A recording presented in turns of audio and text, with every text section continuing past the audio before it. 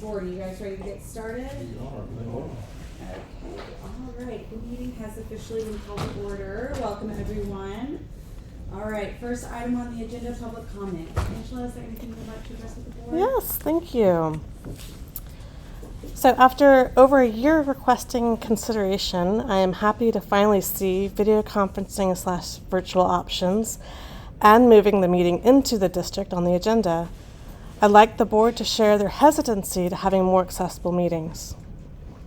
I also, if necessary, have a petition with a minimum of 5 signatures and the ability to gather another dozen or so prior to submitting to TCEQ if necessary to get the meeting moved into the district.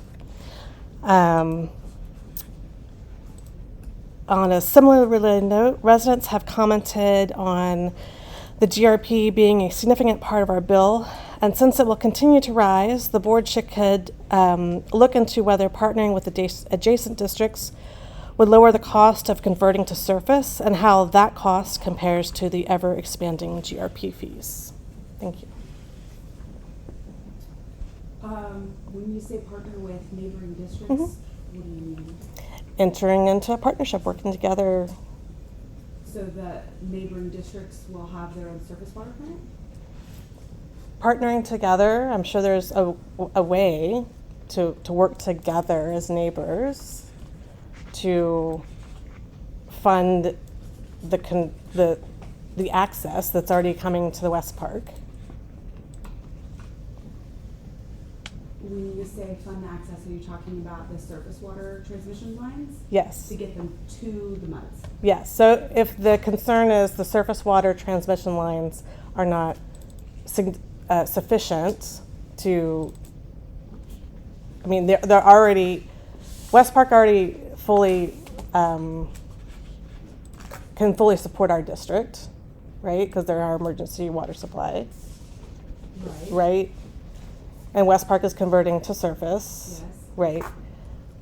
So previously, my understanding has been that we are part of the GRP because we don't have access to surface water. Now that access exists, it is out close enough. Sure. So what are the barriers and what is the cost-benefit analysis between the two options? So the district is not a part of the GRP because it doesn't have surface water. It is a part of the GRP so that it doesn't get disincentive fees, which is $9 or something cents per 1,000 gallons. They are paying the city of Houston their groundwater GRP fees. Right. So all districts that are part of City of Houston's GRP, whether you're on surface water or not on surface water, if you're on surface water, you pay a different gallons per $1,000 from the City of Houston. If you are And what is that? I would like well, the board to present the cost-benefit analysis between the two options to the residents. I mean, the district doesn't have anything to do with the City of Houston's GRP fees, so that information comes from the City of Houston. Versus what our other options are. Well, there are no other options. The district's currently in the City of Houston's GRP. If the city decides to bring its transmission lines to the district, the city pays the cost for those transmission lines. The district would then just pay the City of Houston the surface water fee versus the groundwater fee, which I'm pretty sure is the surface water fee more expensive than the groundwater fee. Yeah. Mm-hmm. Yeah. So There's two GRPs. There's the West Harris County and there's the city. right. And we picked the city, which was cheaper for the GRP fees than the West Harris County. And my only point is that residents don't know this. And so that needs to be communicated is my request. Okay. I think there's information about the GRP on y'all's website.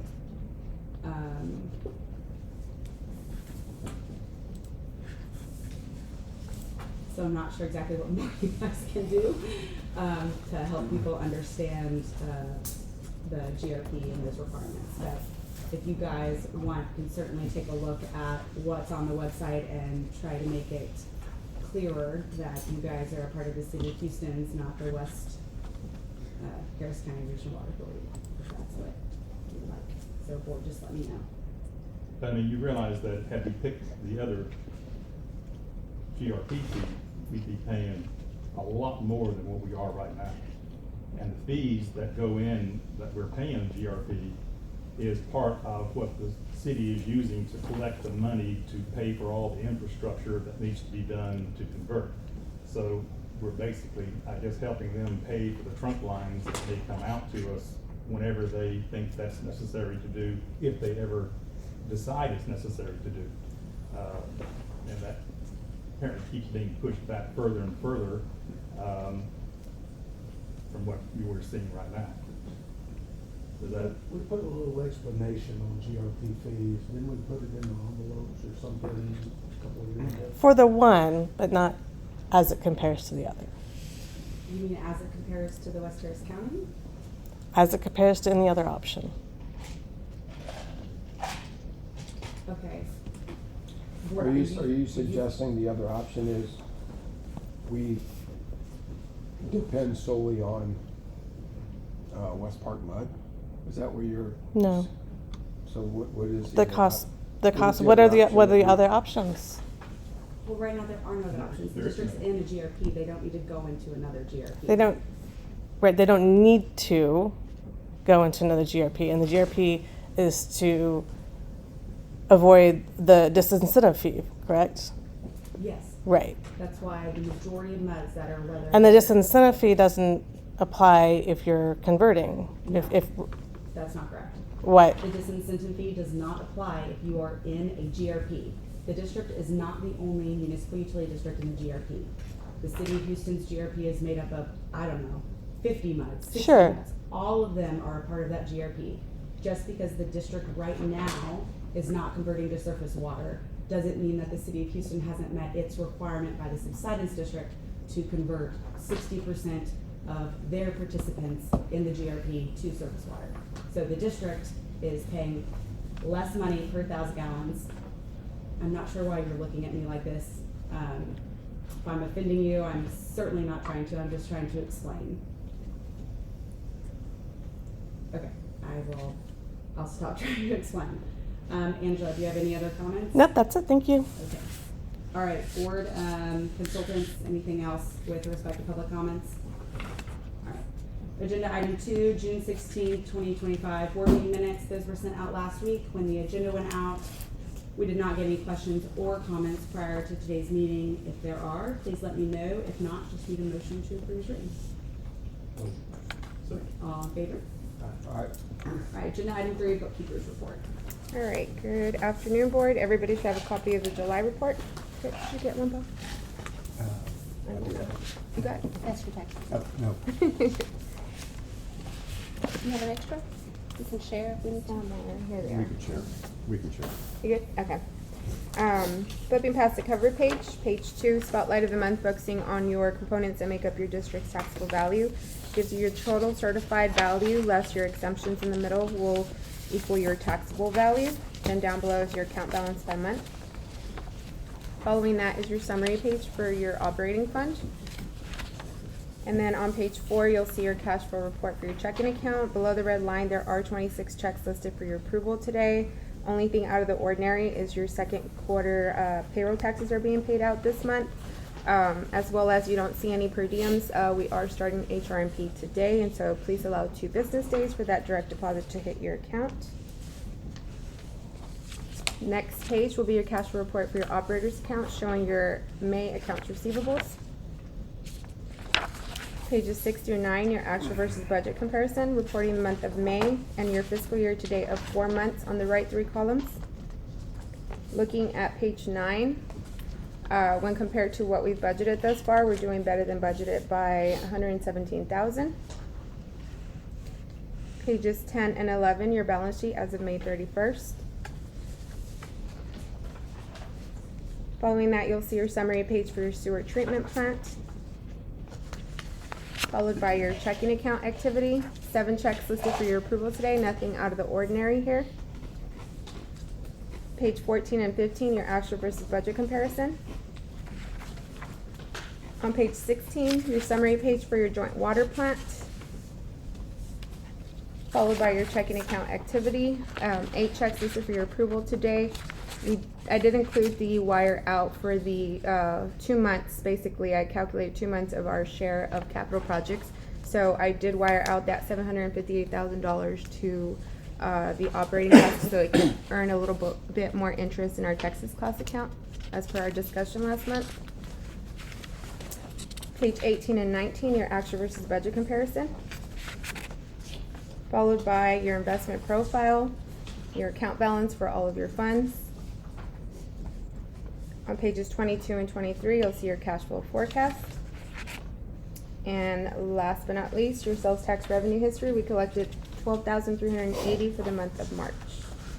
Happy to answer any questions. Any questions for Yannette? Alright, if you get a motion to approve the bookkeeper's report and authorize payment of invoices. Motion. Second? All in favor? Aye. Thank you. Thanks. Alright, agenda item 4, tax assessor collector's report. Ashley's here for Alright, yes, nice to meet everybody again. Can flip past that cover page. Your beginning balance last month, $106,612.45. Total expenses last month, $4,698.43. And your ending balance is $114,860.10.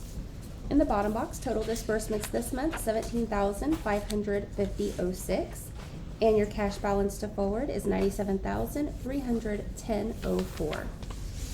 The next page will show your check register. I brought 3 checks for your review and approval, checks 5297 through 5299. There's also 1 wire going to your operating account. On the next page, you'll find your historical collection data. In the second box, tax year line 2024. If you come to the last 3 columns, you'll see we've collected $1,157,198.37. Amount still outstanding the time the report was ran, $19,223.86, and you're 98.36% collected. And the very last page is your calculation of cash, broken up into 3 columns: your current month, your tax year, and your fiscal year. And this sheet of your report is a breakdown of all of your income and disbursements. And that is all I have on the report, unless anybody has any questions for me.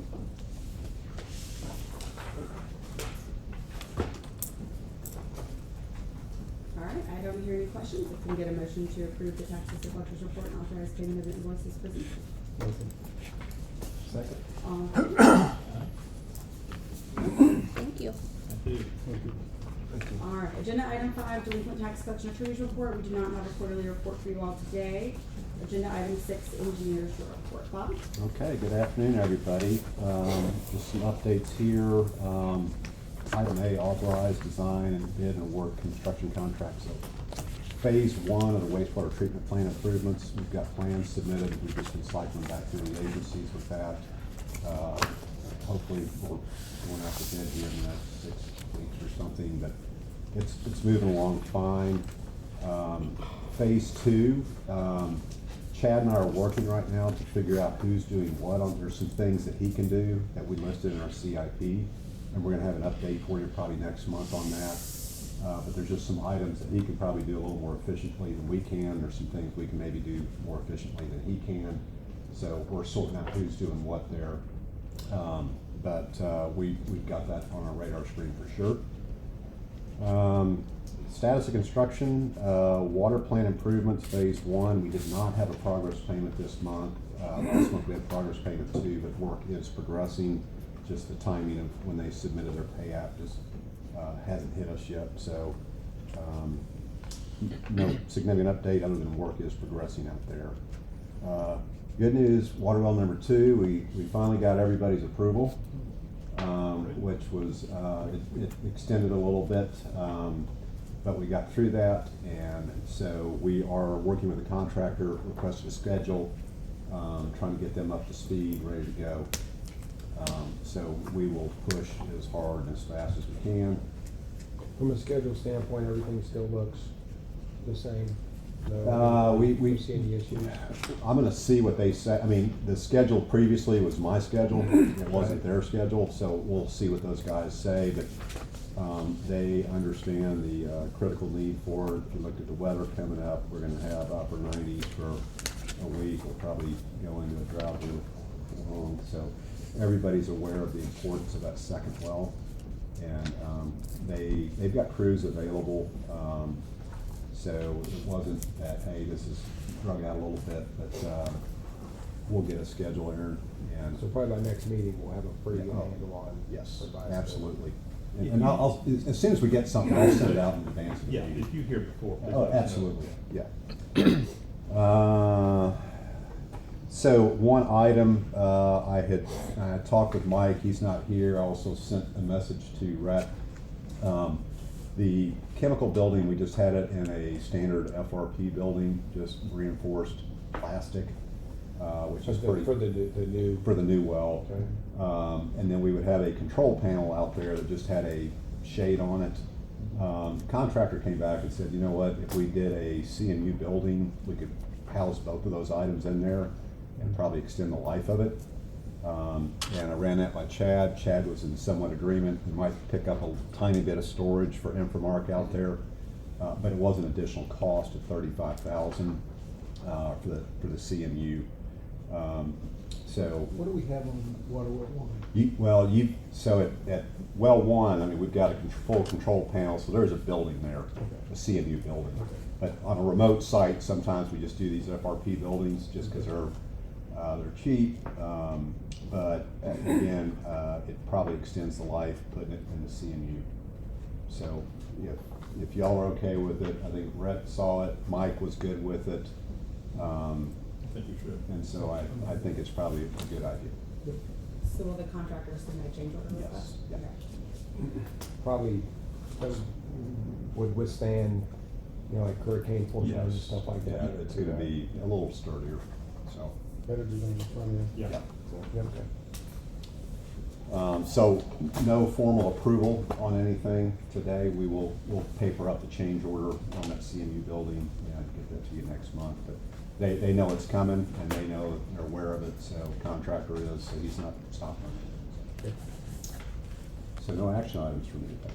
Good. Thank you. Good, glad to see. Think you're moving along? We, Yeah. aren't we all? All right, any other questions for Bob on Jim's report? All right, there's one other thing, you will have a stormwater, solutions report, in your page from, SPH, which is the July 2025 report on your, oil grease, trail oil grit, track at the Green Trails Park, section 11. No action items with respect to that report, but you all have that for your review. All right, agenda item 7, this is the Operations Advisory Committee relative to the Joint Wastewater Treatment Plant. Mike mentioned at last month's meeting that they had just met and gave you guys all an update, so there's no update this month. Agenda item 8, Operators Report. Chad? Alrighty, good afternoon, everyone. We should all have a copy of our operators report in front of us. If you turn past the cover page, you'll find that executive summary. Starting there at the top, previous meeting action item status. Valve survey has actually been completed. We're just compiling the report right now in the office, and I'll have that for you all next month. Fire hydrant repainting, that's actually not started yet. I do apologize. Last month I said it was in progress. It's scheduled, so they'll be out there in the district starting at the end of this week. There was one district ahead of y'all, and that got pushed back, obviously, due to the amount of rain that we've seen over the past 2 months. So, do apologize about the wait on that. Moving on to current items requiring board approval, we need to approve your delinquent process today. There are currently 24 accounts that remain unpaid. Letters were mailed out on July 9th, tags were hung on July 23rd, and then turnoffs will occur on July 30th. I don't have any proposals for you today. Moving on to your compliance summary. Water distribution, monthly bacteriological samples were taken throughout the district. All came back compliant, no coliform or E. coli found. Water supply through the 216 interconnect for the month is 0. Yearly usage for that is about 1.6 million. Metered and billed for 345 for the month is 18,415,000 gallons. Metered and billed for 346 is 4,064,000 gallons. Brings our accountability to 91.51%. Well gallons per minute this month is still sitting at 1,535. Then wastewater treatment and collection, we are all in compliance. Moving on to your operation summary, not too many notable work orders for your distribution system this month. We just had one leak repair, including yard remediation. Nothing for your lift stations. Moving on to wastewater treatment plant, we transferred wastewater from treatment unit number 1 to treatment unit number 2, so we brought a trash pump out there, moved all of the wastewater from one unit to the other after we got treatment unit number 2 repaired. We also have the repairs invoice to you on this month. That includes all of the air diffuser replacements as well as that weir box repair. And then finally we have your submersible pump PM. That includes your non-potable pumps and your lift pumps at your on-site lift station there at the wastewater treatment plants. Then at your water plant, the only major invoice we had this month was Moffitt Fueling refueled your generator there ahead of hurricane season. Moving on to customer care, we had 49 delinquent letters that went out last month on June 4th. We ended up hanging 21 tags, and then we actually just disconnected 4 for non-payment. I don't have anything to consider for collections or write-offs, and I'm not sure if I mentioned this in the past, but we're moving to quarterly reports, so I won't be reporting on that monthly. So that means you'll hear about it less, but when you do, it'll be in greater quantity. Okay? Do we have any questions? You have a copy of that? Sure. Thank you. You're welcome. And all our new gas-fired generators are all ready and primed and Oh yeah. available. They are exercised weekly without a load, and then they are tested with a load on a monthly basis. So they're good to go. Chad, for the Harris County 216 gallons, board, if y'all recall, was it last month we presented the invoice, but we had the dollar amount blank because they were still charging y'all for that overage from calendar year 2022. So on your report, it still says, it shows 46,100,000. I'm sorry, that's just a typo. I'll get that. No, I know. I'll get I was that just gonna addressed. say, if you'll just Yeah. note that, but, they did reduce the amount of the invoice, so that way you were not being charged what you should not have been charged from 2022. So that was, sent to them, approved it, subject to, Infomark and everyone else approving it to make sure it was okay. But you guys have the 30 million gallons, so Chad, I just wanna remind you, they have to take that this year, and Absolutely. it doesn't look like much has been taken so far. Yeah, we're going to start right now. So, I yeah. assume so over the summer months, but Mhm, just yeah. wanted to make note of it. Yeah. Okay. Alright, that was it. Alright, anything else? Yeah. That would be so, are we tracking that monthly, how much of that we've taken, is that something we will be showing? Yeah. it's Yeah, on the absolutely. We just report. haven't had it open this year, but I'll just wanted to make sure we ironed all those details with them first before we open it On too. page 3, the water treatment plant gallons received through the interconnect Harris County, and then it has year to date, so the first one is the year to date and the gallons. Yeah. Yeah, We we'll- all asked for that when this whole thing started, so. And we'll, I was kind of holding off on it. We'll be utilizing it soon with drilling your new water well. There'll be a few times where you may have to go take your water plant offline. For example, we're about to do it here soon. We're going to have to pull your well so we can take some measurements so they can use that for your new well they'll be drilling. So that being said, it was kind of trying to save some of those gallons to when we would have to be on interconnect. So. How long will that be? How long will that be? It shouldn't take them very long at all. I'm not exactly sure. Probably in and out in a day, but a couple hours, if that. But there will be several occasions where they're going to have to do something to that extent. So. And they take the well offline, will you have to open any of our interconnects? Yes. So when it depends on. It's something we'll have to iron out with Pate Dawson and their contractors. But it depends on how long it'll take. If it'll be more than 4 hours, then yeah, I'll go on interconnect. But if it's something that can happen very quickly, if we have enough reserve water in the tank, shouldn't need to go on interconnect. Okay. That's- And can you just remind me, when does West Park convert? They haven't converted yet, They right? haven't So we can converted still yet. utilize theirs. I believe that we asked them to It's move October. Okay. Yeah. Just wanted to make sure. Mhm. That's right. Okay, thanks. No problem. All right. Any other questions? I don't believe there's any action items being requested with respect to the operator's report. Nope. All right, agenda item 9, this is the amended and restated third amendment to the interim and permanent water supply contract between the district and Harris County 346. This is in connection with your second water well, changing the percentages that were set forth in there and a couple of the other procedures that are required. I have followed up with 346's attorney on that draft, and have not received word, so hopefully they will look at that and provide us with their comments and we can move on. Any questions? All right, agenda item 10, the Green Trails Monthly Report. We have the June 2025 statistics for you all, including the June beat activity report that the Precinct 5 provides. They said that there were higher calls this month than there were last month. They said summer months usually have an increase in calls since more people are home. There was one burglary of a motor vehicle, the door was left unlocked, but other than that, they did not have anything major. Again, they have their statement that if you see something or want to report or find a crime, they have their website, URL. Any questions? Okay. All right, agenda item 11, the district website. And mass communication messaging matters. We reached out to Dominic to get a quarterly report from him at the end of last week. Didn't hear anything, so Aaron, I'm not sure if he has provided you with a quarterly I do report. not. Okay. All I right. do not. We did have some conversations with him about something else. but Okay. Not that. Okay. All right. Well, hopefully we can get one and provide it to you guys next month. Any questions with respect to the website? Well, except that we did, Chad and myself spoke, and kind of communicated with Dominic. There's a couple communications that are, one went out, one's gonna go out about what we're dumping down the drain, and just kind of be conscious of the effects of oils and other inappropriate items that are getting dumped down the drain that cause us additional expense, and not just to the district, but it could be at home as well. So one of those got posted on our webpage in the announcements section a few days ago, and then we have another one scheduled in mid-August. Is the one in mid-August, is that the hurricane preparedness one? No. It is- we're- Go ahead. Sorry, it is not, but we can definitely prepare something like that. Let's give us something Aaron and I to We work talked on. about it, and we kind of said, what our thought was, when we have something in the Gulf and it's on people's mind, then maybe a few days before that, that's when we post that. We could certainly do it now as well.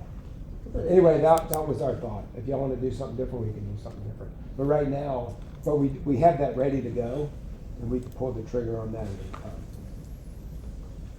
So, y'all need, if you want to do something different, or how does that sound? From an approach standpoint. Sounds good. Okay? Yeah, okay. And if there is something imminent, then we'll, of course, we could send out emails on that as well, and we could send additional communications. Certainly if it falls under the emergency, category, then that'll get blasted to everybody regardless of whether or not they're signed up. Okay. Great, thank you. So one of the things that's been in the news over the last couple of months is microplastics in water, whether it comes from bottled water, well water, or surface water.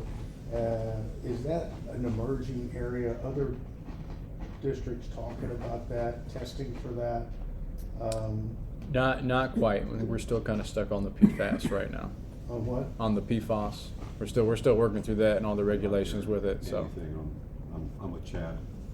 That's what I'm hearing, same thing, it's the PFAS, it's not that yet, but it's Yeah. probably coming. Okay.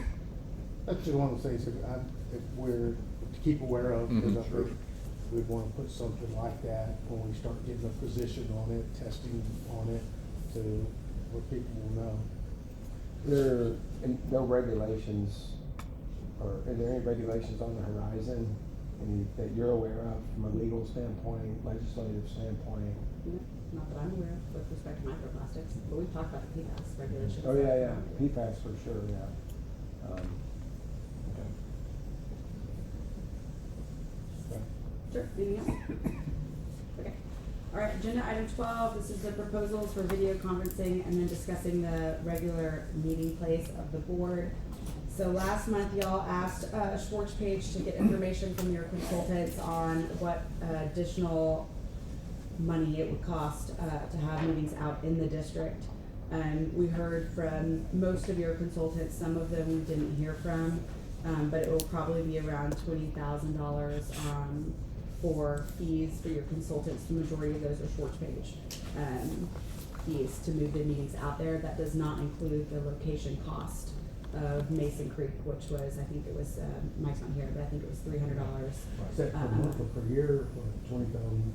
Oh, per month? Oh my gosh, no, per year. Sorry, that would be very expensive. That's One per time month. fee? Sure. No, Okay. yeah.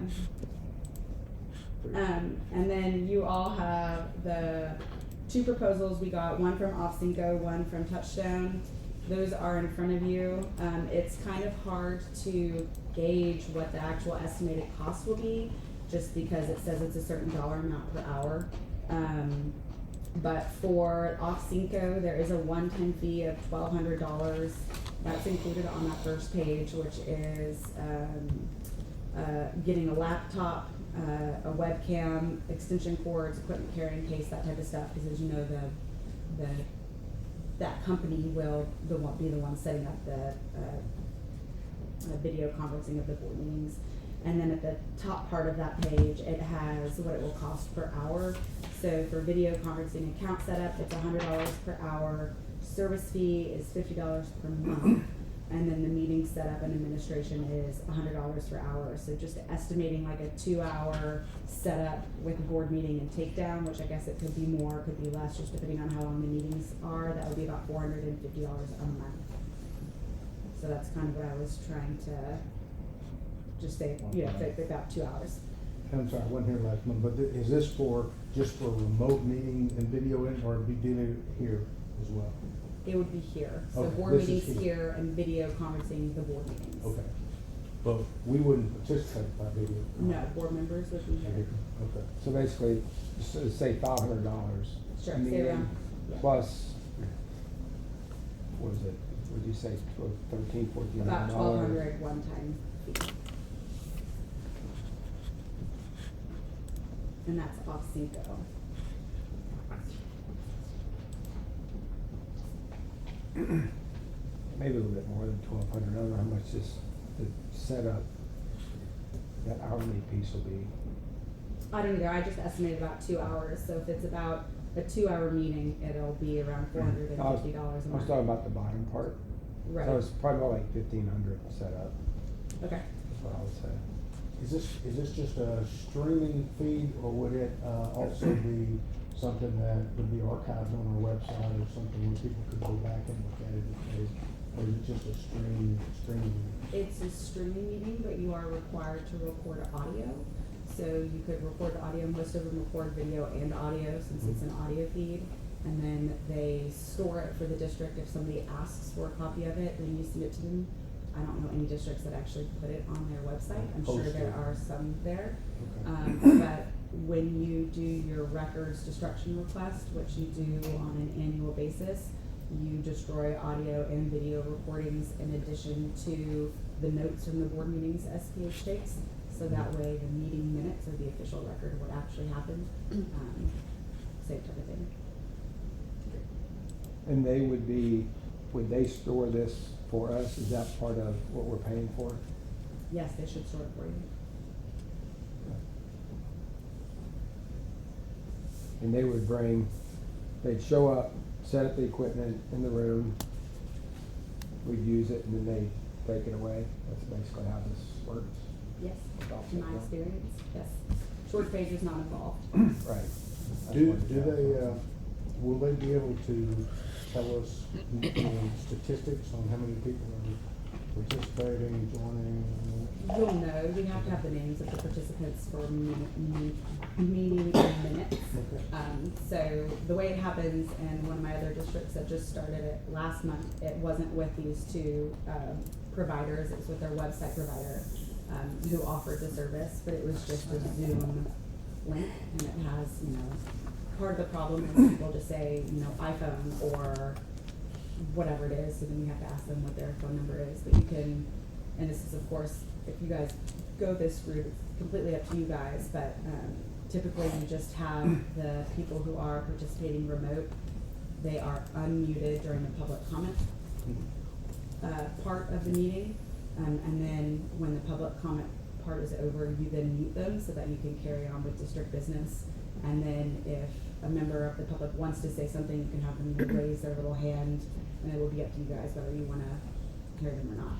But if you do go this route as well, I will again recommend you guys adopt a public comment policy, so all members of the public are aware of the procedures. Are people required to identify themselves? You just said people, some people show up and you can't really tell who it is. But don't you need the names for minutes of who's? We certainly who's need the there? names for minutes, but that doesn't mean somebody won't refuse to identify themselves. And I can't make anybody do anything. But yes, we should have, anybody who is at the meeting, their name should be in the minutes. Okay, then moving on to the proposal from Touchstone.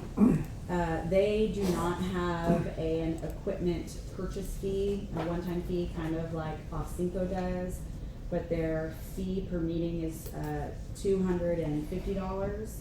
And then they have the hourly rate, which of course it depends on whether a junior admin person comes or a district rep or a senior technology person comes.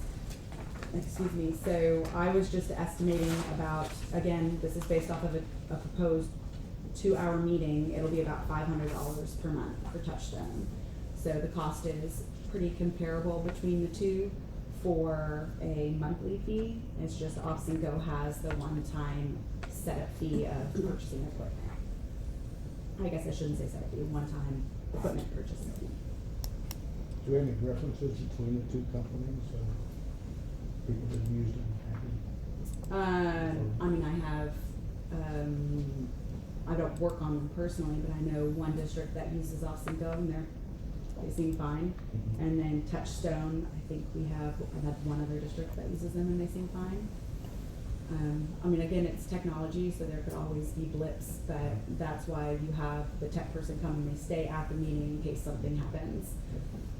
Which did happen at one of my meeting 2 weeks ago, where it was the district's first time having a video conference meeting. The laptop was running out of power, so they had to switch the connection or something. I just told them I want to stay out of it. I'm not a tech savvy person, so their responsibility to make sure it's operating.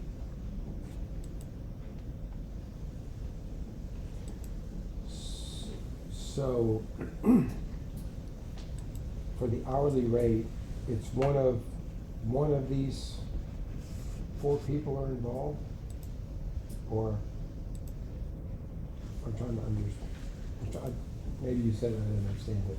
So how, do they need all 4 of these people, or part of these people, or just one of these people to kind of be part of coming here and setting up and overseeing it?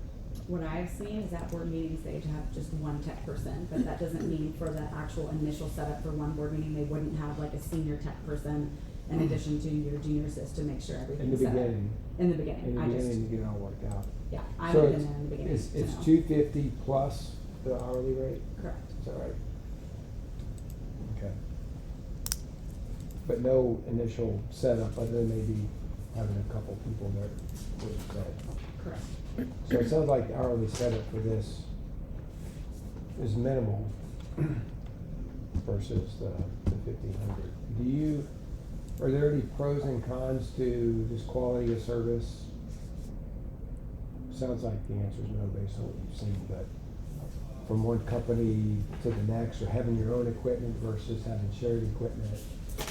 No, if the district has its own equipment, remember there are laws with respect to cybersecurity and that type of stuff, so, that makes it a little But if bit, it's their equipment dedicated to us, well, the district's purchasing it, so that would make it district equipment. so in this case, That's a drawback. we would own this laptop It's my understanding. in the Off-Cinco, as opposed to them owning it, but having it be just only used for us. That would change for us, and would that affect the cybersecurity issue that you just said, or not? Well, I mean, if you own it, if you don't own it, then it's not a district computer. Right. If you own it, it's a district computer. I don't know if then making you pay for it means the district doesn't own it. I don't think you would wanna pay for something that you didn't own. So I would think if you guys chose the Off-Cinco, you would make it clear it's the district's laptop. not just a laptop you pay for that you don't own, but it's dedicated for district use. And then in that case, what would the implications be then of cybersecurity? You guys might have to take additional training. I don't think you have to pursuant to the current rules and regulations. There was that, that TikTok memorandum, if you guys remember, you had to adopt a policy regarding certain prohibited applications. TikTok was the main one. So you would just have to adopt a new resolution, because right then you said you didn't own any technology that would be subject to it. At that point, you then would. Not that you all would be downloading TikTok or something on the laptop. Okay. It would be pretty minimal. The way you talk about that, and that would lean me towards Touchstone, and it's not equipment. Completely up to you guys. We have at least one district that uses OffSynco and at least one that uses Touchstone, and I haven't heard negative things about them running those meetings. It sounds like there's no direct connect in, if Touchstone would be responsible for storing all of the audio/video, there would be no really direct linkage back to our website then. If somebody wanted a copy of this, we would ask Touchstone to provide it for that person. Is that the way it works? We would have them provide it to us and we would give it to them. Okay, but it'd just be a handoff. We would ask them, and they would ask us. We don't have to, in other words, there's no implication to our website. Whether we go OffSynco or Touchstone or any other provider, there's no connection back to our website that says, oh, now we need to reconsider our website provider or website technology. That's really what I'm getting at. I'm not hearing that there It is. doesn't sound like there is, but they're just both independent. And just to clarify, we wouldn't be actually providing anyone with the actual video. We would give them access to a link that they can watch it, right? Because, I mean, for somebody to be downloading these videos and then archiving a record, they could keep them for years. So, I mean, we would wanna just say, you know, here's, you can watch it, but then we still, after the year, destroy it. No. Okay. If somebody wants a copy of it, you give them a copy of it. We have to do that. Okay. Then why are we concerned so much with archiving, destroying records after a certain time? Well, I mean, it's very unlikely a resident, I can't speak for your residents, but it's very unlikely someone's gonna say, hey, I want a recorded copy of that meeting. But it's possible. Wouldn't surprise me if somebody would want a copy of it. Well, and if they do, you can give it to them. Okay. Good, just wanted to discuss it up front. It's just, it's not the official district record of what happened during that meeting. Okay. That's the minutes that you guys approved. Okay. Okay. You also don't have to destroy them if you don't want to. To make that clear too, I'm not making you destroy them. You don't have to, it's just, our view is the minutes are the official record of what happened. And just like our meeting notes, right? Same kind of thing. Okay, good. Good. Sure. Do we need to make a decision today? Well, it looks like to move into the district, it's gonna cost $20,000. Roughly, in the incremental Plus, 20,000? more than 20,000. More? So it would be 20,000 for your consultant fees, but then you guys don't have a meeting place in your district. Y'all reached out to Mason Creek to utilize their building that's right outside your boundaries. Right. So it's And I gonna be think another- Mike said that was about $300. 3,350, so another 4,000 plus, so. 24,000 And then you said there were a couple of consultants we didn't hear from, so it's probably gonna cost 25,000 then to, additional expense to meet in the district. If we do the video and recording and the streaming of it, do we need to have the meeting outside? Do we need to physically move?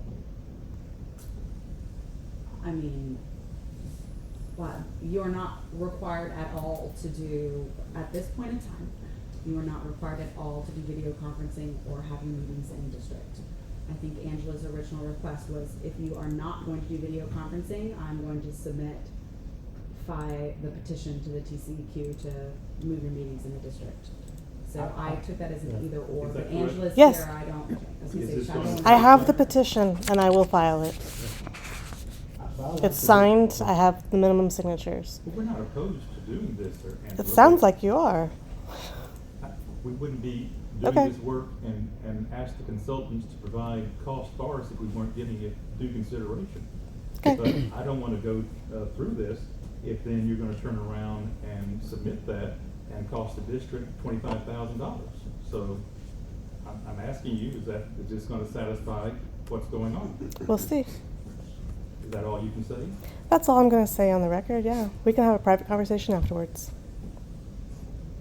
I don't know why it would be private. I mean, this is dealing with district funds. So just curious. Legally, you're required to have it in the district. Am I correct in that interpretation of the law? The districts are required to have all meetings in Mhm. their boundaries? Mhm. No, that's not correct. What is the law? Well, if I'm incorrect, then I'm curious what legally the district is supposed to be doing.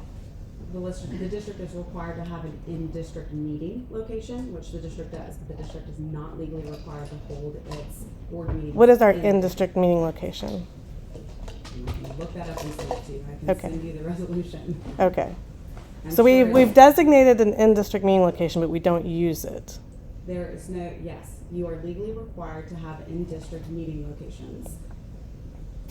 Because 345 does not have a public meeting location in its boundaries, it's old board members' residences, which those board members, I don't even know if they still live within the boundaries of the district, so just homes within the boundaries of your district.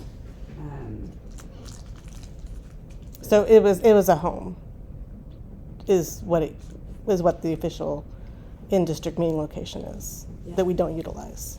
Correct. Okay. Of a board member. Sure. Or a friend of a board member. So about that's the what's board member. currently on the record, and we're not legally required to utilize that. That's correct. But if I submit this petition, what happens?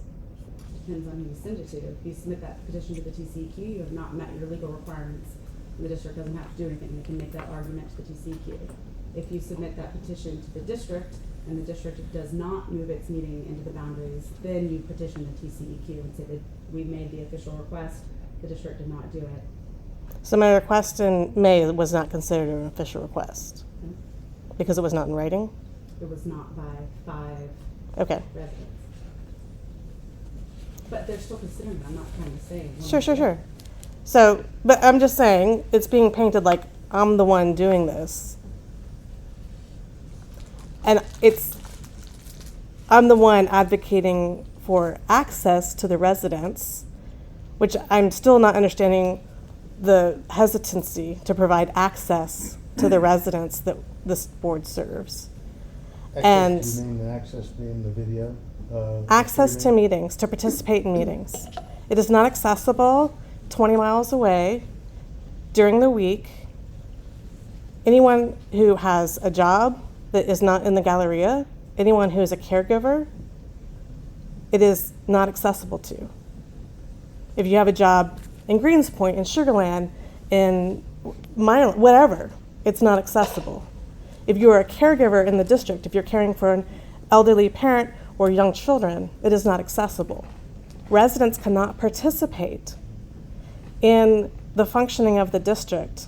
And this is an elected board that should be interested in what, Any physical meeting is gonna have that same problem. If you put it in the district, so many of our residents are outside the district, at any time that we hold it. The only way that we could do it is with video conference, that someone could have access wherever they are.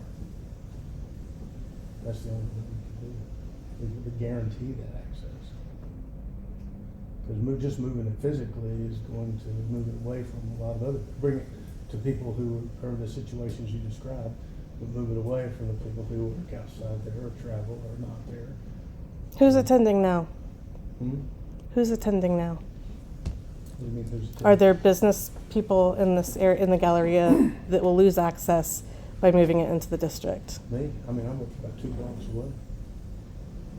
So, I'm talking about the residents that this board serves. I'm a resident. The residents that the board serves. We've got, Green Trail is a veteran community, so people work all over the city. And a significant work from home.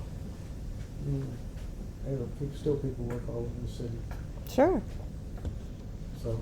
Angela, if we do the video conferencing, are you still going to request that we move it in district, or? Why does that change? Why not both? Because of the cost. Yeah, we're not gonna do With everything we've done before, the reason we haven't moved them into district is the cost. And I would hope that the meetings that you've attended know that this board is extremely conservative in district lines. So we didn't want to expend the additional money unless it was necessary. We haven't had people asking for it before. They're always welcome to come here to the meeting. We've had residents appear before the board numerous times over the years. They're always welcome. But it's always been a cost factor and a convenience for the consultants. So we're trying to take everyone's. And our neighbors in Green Trails are able to meet within the district. The what now? Green Trails Mud meets in the district. Well, So our neighbors are meeting in the They district. do it at someone's house. Uh-huh, We're and? not gonna do that. Okay. There is a free community space in Windsor Park Lakes, and we are partnered with that mud, so it shouldn't be difficult to have access to that. it's not in the district though. It's adjacent. No, It's in Baker Road Mud. Baker Road, correct me if I'm wrong, do they meet out in their district? Baker Road meets here. So Baker Road, they have a building and they Yes. have told you they would let Harris County 345. Is a community building. It's at 1607 West Shore Drive. And in the petition, that is the building that I recommend.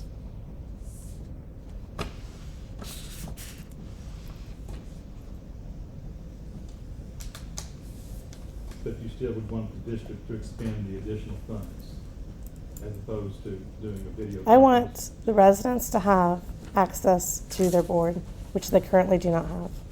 We're just asking you to define that. What I hear you saying is you want both, and you're not gonna stop until you get both. That's what I hear you saying. So if that's the case, then, I guess, you're gonna keep pushing until you get both. That's what I hear you saying. That's what I hear too, and so to me, it means I wouldn't go forward with either until we know. And we're willing to give the access, I think we're willing to give the access to one of these services. Yeah. That looks really good, but if you're gonna take it anyway. There's no need to do the video if you're going to require an in-district meeting. Why don't you ask the residents what they would prefer? And then it's not solely on one individual's request.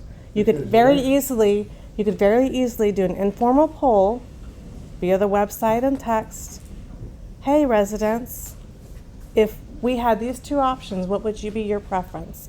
And this is the cost-benefit analysis of each. The residents. Why wouldn't we ask the residents? residents That's who you're elected supposed to be us. serving. They elected us. They to- elected Excuse me. Mike. The rest of y'all were appointed. Excuse me, I'm speaking. No, They No, that is not right. It- elected us to do this. There was no election. There's been an election every 2 years. No, there has not. Pursuant to the terms of the election code, they are elected officials. They are by technicality elected, Doesn't matter. They were not Pursuant to the elected terms of by the election code, they are residents. elected. but he's trying to present that the residents elected you, and That is true. that is not true. The residents did not elect you. You are elected, but not by election via the residents. The last election, you had Aaron, and you had Keith, and you had Mike. All of those were elected based on what you're talking about. So, 3 of the. Okay, votes- Aaron, Keith, and Mike. And we're up next. Yes, So- you are. So, when I say you, I mean collectively you. We are elected officials. And they elected us to do what we do. And so we're the ones that are here.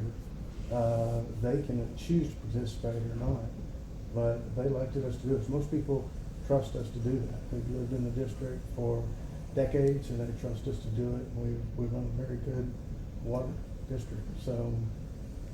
And most people trust Green Trails, and we see what happened there. Well, there are checks and balances in place, and the people spoke, and the checks and balances worked. So Okay. it worked in that case. Everything worked just exactly. So like it's you're not supposed interested in asking the residents what they would prefer. You want me to make the decision on behalf of every resident, Well, I think the board's gonna make the decision on behalf of the residents. based They're on the what I'm officials. But saying. Because of what, because you came to the board and made the official request, I think that's why the discussion is happening. It certainly doesn't mean other members of the public won't come and ask the board to move out. I don't think that has happened until you started coming to meetings, but board, do you want, you guys do not have to make this decision today if you don't want to, but do you want me to reach out to the attorney for Baker Road, see if they have that community building would allow the district to meet their free of cost? Yeah, I think we need to explore all those, although it's still gonna be a more expensive proposition to the district if you meet in person, out in the district, It as will. opposed to the video. It will. Angela, you might know this, and I'm only asking because you brought up the building. Is the building in the subdivision, Baker Road, isn't it completely gated? Mhm. So that might, be an issue. Board meetings have to be open to the public. I don't know if they'd be willing to have their gates open. So I don't know that it's open, but if I'm sure there's a way that you can work out, because there's a way to request guest access. So you could say to the guard, for example, on XYZ date at XYZ time, if someone comes and says, I am a guest of the meeting, then they would take that person's information and let them in to the subdivision. And so there'd be a record at the gate and at the meeting of who was attending. Okay. Of course, that would be a Baker Road decision whether they allow y'all to hold the meeting at Eagle. I think it would have to be, like you said, a simple and easy process for people to get in. Otherwise, that'd be. Otherwise, we won't be able to do it. Yeah. So maybe that could be part of your inquiry. Yeah. Otherwise, it looks like the next best option would be Mason Creek pool. Like Mason Creek Video Road.